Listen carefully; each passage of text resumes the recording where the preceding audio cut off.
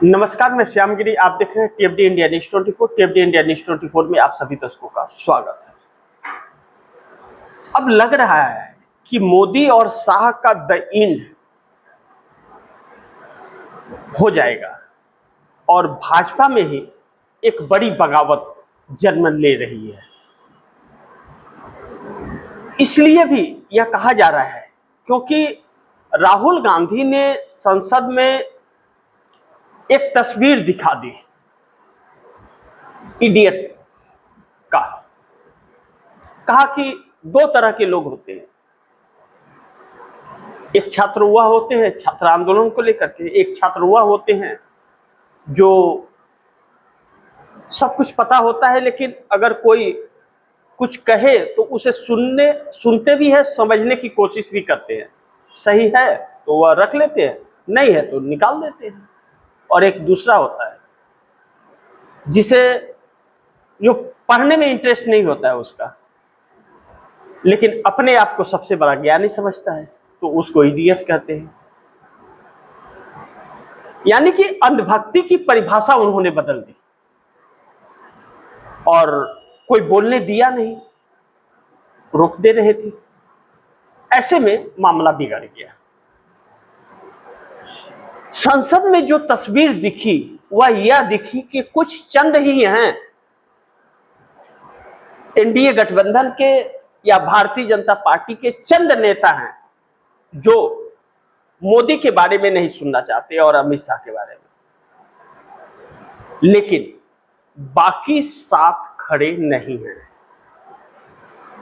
अब ऐसे में क्या यह मान ले कि सरकार की उल्टी गिनती शुरू है, क्योंकि सरकार के लोग सरकार के साथ खड़े नहीं दिख रहे हैं और सरकार के पक्ष में टिप्पणियां भी नहीं दे रहे हैं, मोदी शाह के बचाव में बिल्कुल नहीं आ रहे हैं, तो मोदी शाह का द एंड है फिर इसका मतलब। लेकिन दूसरी बड़ी महत्वपूर्ण बिंदु यह है, भाजपा के नेताओं के बच्चे छात्रों के आंदोलन में आए हुए थे। पूर्व आईएएस अफसर और भारतीय जनता पार्टी की तेज तर्रार नेता सारंगी जो हैं, उनके भी बच्चे आए थे। तो क्या सारंगी भारतीय जनता पार्टी के साथ नहीं है? क्योंकि वह आईएएस अफसर भी रह चुकी है। ऐसे बहुत से नेता हैं। अब राहुल गांधी ने मोदी का वह हाल कर दिया है कि अगर थोड़ी भी लाज शर्म बची हो तो इस्तीफा देकर के भाग जाएं। लेकिन समस्या यह है कि यह जाएंगे कहां? इन्हें कौन शरण देगा? क्या गुजरात जाएंगे? गुजरात में शरण लेंगे? दिल्ली में रह पाएंगे या कहीं और जाएंगे? या शेख हसीना बांग्लादेश की जो थी प्राइम मिनिस्टर, जब वहां की जनता ने खदेड़ा और भागकर आई इंडिया, नरेंद्र मोदी ने उनको शरण दिया, तो नरेंद्र मोदी क्या किसी और से शरण मांगेंगे? कहां जाएंगे? यह एक बहुत बड़ा सवाल है। लेकिन सरकार की उल्टी गिनती तो शुरू है और जिस पेचीदगी में यह सरकार फंसी है, इस पेचीदगी में यह सरकार ज्यादा दिन टिकने वाली नहीं है। और दूसरी बड़ी इसमें बात यह है कि इंडिया गठबंधन ने ऐसा घेरा है इस सरकार को, विपक्ष कह लीजिए, विपक्ष ने ऐसा घेरा है इस सरकार को कि मजबूर कर रही है इस्तीफा देने के लिए अमित शाह। अमित शाह बहुत बुरी तरफ से फंस चुके हैं इस जाल में, क्योंकि बहुत महत्वपूर्ण है कि राहुल गांधी ने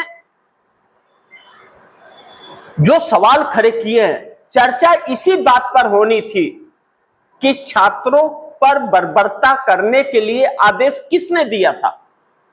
इस बात की चर्चा होनी थी और इसी की मांग विपक्ष कर रहा था।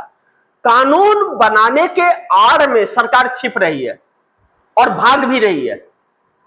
सदन के अंदर मोदी और शाह की हिम्मत नहीं हो रही है कि सदन में चेहरा दिखा दे और वह भाग रहे हैं क्योंकि उनके चेहरे का भाव उड़ा है। लेकिन यहां पर एक बहुत महत्वपूर्ण बिंदु है कि राहुल गांधी ने संसद में जो तस्वीर दिखाई है, तस्वीर का मतलब या मत सोचिए कोई फोटो दिखाई, ना ना ना, फोटो तो नहीं दिखाई। बड़ी शराफत से उन्होंने सरकार से सवाल पूछे, मोदी साहब और दोनों, कि जैसे लगा कि राहुल गांधी अब आज छुट्टी ही कर देंगे, लेकिन राहुल गांधी को बोलने ही नहीं दिया इन लोगों ने। और जब इन भाजपाइयों ने नहीं बोलने दिया, उछल कूद मचाने लगे, जैसे उछल कूद मचाया जाता है, मचाने लगे, क्योंकि उनकी दुखती नस को राहुल गांधी ने दबा दिया।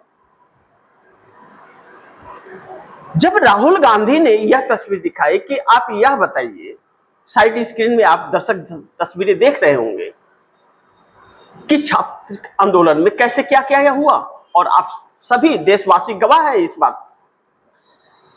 अब राहुल गांधी ने जब यह सवाल कर दिया कि आप जवाब यह दीजिए कि लाठीचार्ज क्यों की, पैलेट गन का इस्तेमाल क्यों किया,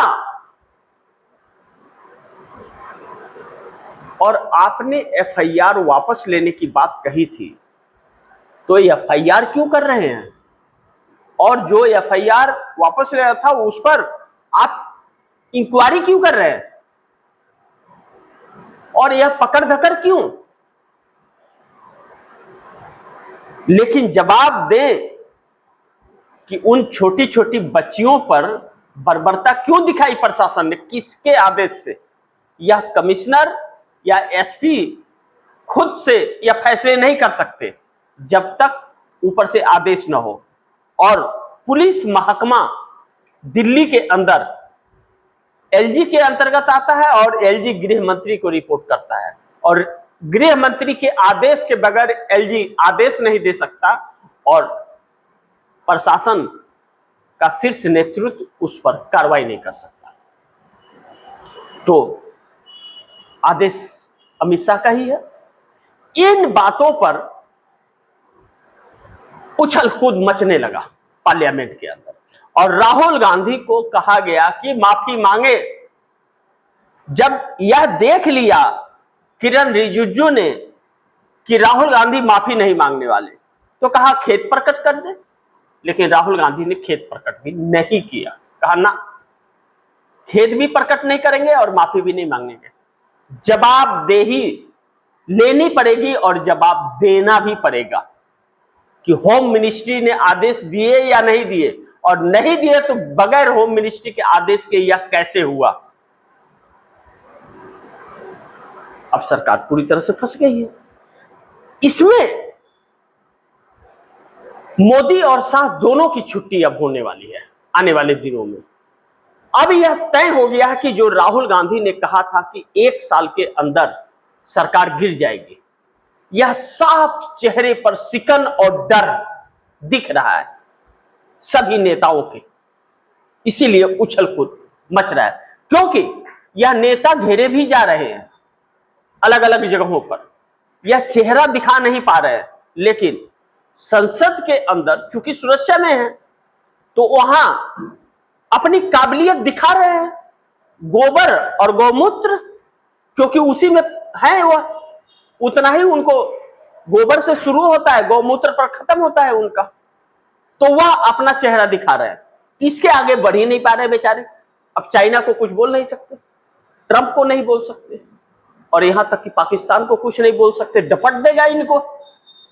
तो अब बेचारे परेशान हो गए हैं, तो राहुल गांधी को रोक रहे हैं बोलने से। लेकिन राहुल गांधी ने जितना देर भी बोला, राहुल गांधी ने विश्व को यह तस्वीर दिखा दिया कि इस देश की सरकार, गृह मंत्रालय छोटे बच्चों पर भी पैलेट गन का इस्तेमाल करता है और बच्चियों के साथ बर्बरता करता है, कपड़े फाड़ता है। यह चीज उन्होंने दिखा दिया, और यह राहुल ने तस्वीर दिखा दी। अब छात्रों पर पैलेट गन चलाने की जिम्मेदारी सरकार को लेनी होगी कि किसने आदेश दिया। पहलगाम में गृहमंत्री ने जिम्मेदारी नहीं ली, दिल्ली में जिम्मेदारी नहीं ली, बाकी पुलवामा में जिम्मेदारी नहीं ली, बच्चियों पर बर्बरता कराता है, जिम्मेदारी नहीं ली। और इन छात्रों के साथ बहुत बड़ी साजिश कर रही थी भारतीय जनता पार्टी की यह सरकार। पत्थर की गाड़ियां और पैलेट गन और लाठी चार्ज, इन सबको लेकर के जो खबरें छप रही हैं वह बहुत दर्दनाक है। और यही रवैया रहा सरकार का तो फिर छात्र एक बार फिर दिल्ली की सड़कों पर या देश की सड़कों पर दिखेंगे। लेकिन छात्रों पर एफआईआर जो शुरू हुआ है और पिछले एफआईआर पर जांच शुरू हुई है, तो इस सरकार ने तो वादा किया था कि हम एफआईआर वापस लेंगे और बच्चों को छोड़ेंगे भी। तो यह कार्य दिल्ली सरकार ने क्यों नहीं किया अभी तक? यह दिल्ली प्रशासन ने क्यों नहीं किया? और जांच किस चीज की चल रही है? और उन छात्रों को गिरफ्तार करने की जो कार्यवाही चल रही है, अब यह सरकार अपने पैर पर कुल्हाड़ी नहीं मार रही है, कुल्हाड़ी पर पैर दे मार रही है। एक बार फिर छात्रों को उकसा रही है। लेकिन राहुल गांधी ने जिस तरह से इस सरकार को घेरा है, साफ कहा है कि इस सरकार ने धोखा दिया है। एफआईआर क्यों हो रहे हैं और जो एफआईआर हुए थे उस पर जांच किस चीज की हो रही है, जबकि यह शर्त था कि वापस लेना है।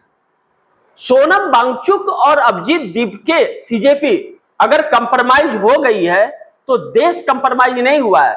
और वह देश के जो बच्चे आए थे वह सोनम वांगचुक और सीजेपी के बुलावे पे नहीं आए थे, उनके लोग नहीं थे, वह आम जनता थी जिनके अंदर गुस्सा भड़क रहा था। सरकार इन बातों को ध्यान में रख ले और समझ ले कि अब अंत निश्चित है, अगर अब भी न संभली तो। लेकिन जब सरकार धोखाधड़ी कर रही हो तो ऐसे में सरकार कैसे चलेगी? अभी इस पर नीतीश कुमार हैं, चंद्रबाबू नायडू हैं, इन लोगों का कोई भी टिप्पणी नहीं आ रहा है, कोई टिप्पणी नहीं है, कोई बयान नहीं है इस पर। लेकिन भारतीय जनता पार्टी के ही नेता, अब मुरली मनोहर जोशी हो, सुब्रमण्यम स्वामी हो, बाकी सब इस पे बयान दे रहे हैं, छात्रों के साथ हैं, यशवंत सिन्हा जैसे लोग साथ हैं। नितिन गडकरी ने इस पर कुछ नहीं बोला। E20 पेट्रोल पर बॉम्बे हाईकोर्ट पहुंच गए कि बोले कि मिलाड पेट्रोल हमारे मंत्रालय में नहीं आता है, वह हरदीप सिंह पुरी में आता है और प्राइम मिनिस्टर में आता है। सरकार को फंसाए।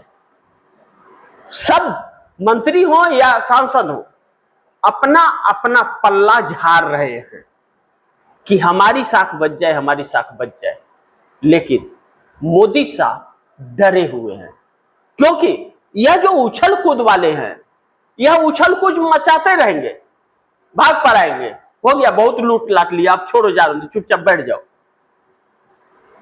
लेकिन रंगा बिरला का क्या होगा? मोदी और शाह का कहां जाएंगे?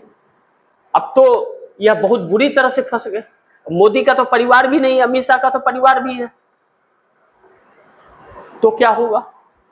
लेकिन जवाबदेही जब तक नहीं तय होगी और जवाब जब तक नहीं देंगे तब तक लग नहीं रहा है कि विपक्ष इस बार छोड़ने वाला है। लेकिन मोदी सरकार गिरने जा रही है, क्या इस पर चर्चा होना चाहिए कि मोदी सरकार गिरने जा रही है और अमित शाह ने गोली चलाने का आदेश दे दिया था? क्योंकि राहुल गांधी ने साफ कहा है पार्लियामेंट में कि बगैर गृह मंत्री के आदेश का यह काम हो नहीं सकता, और नहीं दिया है तो सदन में आके बताएं कि यह आदेश दिया किसने। अब पल्ला झाड़ने से काम नहीं चल पाएगा, जवाबदेही तय होगी और जवाब देना पड़ेगा, क्योंकि AK-47 भी चला है। इस बीच छात्र फिर एक बार आक्रोशित हो गए हैं और फिर से आंदोलन की धमकी दे रहे हैं। मध्य प्रदेश के अंदर किसानों के आंदोलन में जेएनजी पहुंच गए सपोर्ट में और किसानों का जोश बढ़ गया। तो दिल्ली भी घेरने की तैयारी किसानों की है ट्रेड डील पर मोदी सरकार को। तो फिर जेएनजी आया, तो सरकार के लिए बड़ी संकट हो जाएगी। लेकिन इस वक्त सदन चल नहीं पा रहा है और सदन पर बहुत खर्च होता है। अब यह सदन चल नहीं रहा है क्योंकि सरकार इस पर चर्चा नहीं करना चाहती और बिना सदन चलाए कानून पास करना चाहती है। यह संभव नहीं है। अब विपक्ष के सवालों का जवाब नहीं है क्योंकि खुद उसमें लिप्त बताए जा रहे हैं। लोग कह रहे हैं कि लिप्त है। आखिर देखिए, मोदी कैसे व्यक्ति हैं और अमित शाह कैसे व्यक्ति हैं, किस नेचर के हैं, यह दुनिया जान गई है। कुछ छिपने वाला इसमें अब नहीं है। अमित शाह ने षड्यंत्र रचा, सरकार की साजिश थी, यह छप रहा है और इस पर अलग अलग टिप्पणियां आ रही हैं। तो अमित शाह आकर के जवाब दे दें, यही विपक्ष कह रहा है। लेकिन राहुल गांधी ने एक ऐसी राजनीति शिफ्ट कर दी कि छात्र तो चले गए, लेकिन यह जो आंधी है रुकनी नहीं चाहिए, किसी को तो संभालना पड़ेगा। और यह छात्रों का मामला राहुल गांधी काफी दिनों से उठा रहे थे और इस बार राहुल गांधी ने ठान लिया, ना, यह ठंडा नहीं होगा, जवाबदेही तय भी होगी और सिंहासन छोड़ना भी पड़ेगा। मोदी सरकार बहुत बुरी तरह से फंस गई है। अब इसे समझ नहीं आ रहा है क्या करे ना करे। माहौल गर्म है, घबराहट बढ़ रही है, धड़कनें हर सीमाओं को तोड़ रही है, बढ़ रही है और चेहरा छिपा करके सदन से मोदी साहब दोनों भाग रहे हैं। पहले मोदी भाग रहे थे, आ ही नहीं रहे थे सदन में, सामना करने की हिम्मत नहीं थी। अब अमित शाह का भी वही हाल हो गया। तो आगे क्या होता है यह देखना बड़ी महत्वपूर्ण होगा। लेकिन सरकार के लोग ही सरकार के साथ नहीं है और भाजपा के लोग ही इनके बगावत में अब खड़े हो गए हैं, इनके साथ बचाव में नहीं आ रहे हैं। और शिक्षा मंत्री जो बने वह तो लाजवाब है, प्रहलाद जोशी। हम लोग सोच रहे थे कि धर्मेंद्र प्रधान से 4 कदम आगे हैं, वह तो लाखों लाखों कदम आगे हैं। उनकी कहानियां तो गूगल सर्च करके आप पढ़ लीजिए, उनके बयान महिलाओं के प्रति और छात्रों के प्रति, बाकियों के प्रति, देश के प्रति क्या है, आप दर्शकों को सब कुछ समझ आ जाएगा। बाकी आप दर्शक क्या सोचते हैं, आप दर्शकों की क्या राय है, क्या सुझाव है, कमेंट बॉक्स में जरूर दीजिएगा। इस खबर को ज्यादा से ज्यादा शेयर कीजिए, अपने दोस्तों को भी कहीं आगे शेयर करें। और आपने अगर टीएफडी इंडिया न्यूज़ 24 को सब्सक्राइब नहीं किया, सब्सक्राइब कर लीजिए, अपने दोस्तों को भी कहिएगा सब्सक्राइब करें। मिलते हैं अगली खबर के साथ, तब तक के लिए नमस्कार।